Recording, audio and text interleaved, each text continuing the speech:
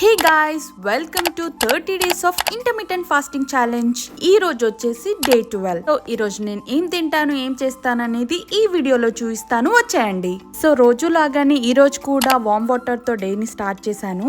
And 11:30కి green tea తో నా fasting break చేశాను, బట్ వీడియో తీయడం మర్చిపోయాను. ఆ తర్వాత 10 minutes గ్యాప్ ఇచ్చి బ్రేక్ఫాస్ట్ చేశాను.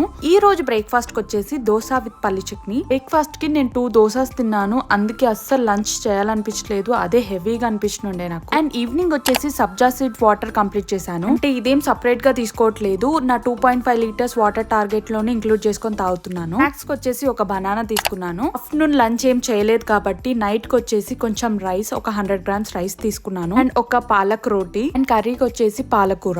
అండ్ రైస్ ఎందుకు తిన్నాను అనుకుంటున్నారా, నాకు రైస్ తినకపోతే పిచ్చిలేస్తుంది. తినలేదు కాబట్టి ఇంకా నైట్ తిన్నాను. అండ్ వాకింగ్ చేశాను. వాకింగ్ తర్వాత గ్రీన్ టీ కూడా తాగేశాను. So that's it for this day. Subscribe for more such videos.